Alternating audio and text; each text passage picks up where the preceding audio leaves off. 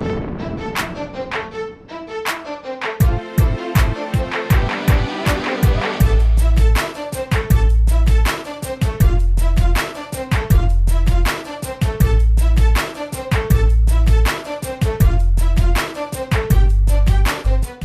my name is Brian Cannone. Thank you for visiting fitnessatlantic.com. I'd like to talk to you today about fitness shows, bodybuilding shows, opportunity. What does opportunity mean? Everybody in all these different federations that run shows always talk about exposure. What's the exposure mean? What's it going to do for you? What I like about the WBFF and this federation is that it talks about opportunity, creating opportunity. A lot of people I know, a lot of the athletes, have had some decent exposure. They've been on magazine covers, they've been in magazine spreads. Some of them have had endorsement contracts with supplement companies. Some of those supplement companies, you don't always know what their endorsement contract actually means. There's only been a few people I've known that have actually left their day jobs to do fitness full-time. And that's with like working booths and being a contracted, endorsed athlete. There's been a few people who have done that. Now, I don't know how much they make. I have no idea. I know that they are pretty much living their dream, what they want to do.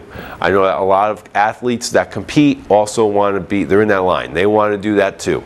Now, there's also a lot of these magazines that know that everybody will be in a magazine for free. So it's not like they're writing out checks just because you're in a magazine. You do it for exposure. So exposure and opportunity are a little different, okay? Opportunity is great. You know, if you're on a cover of a magazine, that means you've had the opportunity to be on the cover of a magazine. What does that do for your career? Can you now go back to your day job and say that, okay, I quit because now I'm on a cover of a magazine and I'm going to be making all sorts of money being a fitness competitor competing in shows?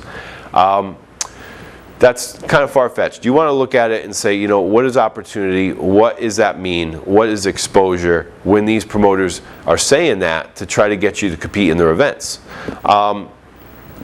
So exposure usually has to do with fitness magazines. All right, so you have certain magazines that you can try to be in, get on the cover, write editorials for, or be in featured spreads. You want to go through that list and understand which are the magazines, who runs them, who owns them, how do you get in, who are the photographers, who do you need to shoot with, how is it to get in those magazines and get some marketability, all right? How are you going to market yourself, okay? You're going to, on the internet also, you can have your own website. You build that yourself, you add different photos to it, you do daily blogs, you get people to follow you to see what you're about, where you're going next. Main thing that I want to talk about is star power, and how do you create somebody that becomes really like your fitness star, this fitness celebrity? How do you become that person? A person that's actually draws money. And you can go to a show and there's a line because people want your signed 8x10. They want to see you. There's people there lined up to see you. And there are some people that do that. There's some people at the top of the fitness industry that become celebrities. One of the things I really like to talk to, I enjoyed talking to Paul Dillette about, because as a former professional, he was paid a lot of money to go out and guest pose at different events. He drew ticket sales because he was there. He was put on these flyers and the promoters were able to go around to the people and say, hey, listen, this guy's coming. You got to buy a ticket because you want to see him. He had supplement endorsement contracts. People paid him. He also had a weeder contract from the federation that he worked for. These things don't always happen. They happen for a few people.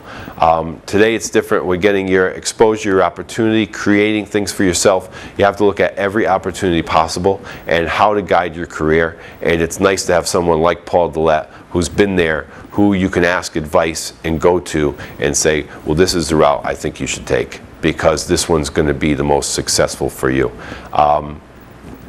And hopefully we'll take everybody on that same path and really show them what to do to make a difference and to have a successful career and go from one show to the next, and from each one that you're gaining titles and you're competing with and you're having fun, but you're also now building your career and there's possibilities. So when you look at opportunity, exposure, what it means.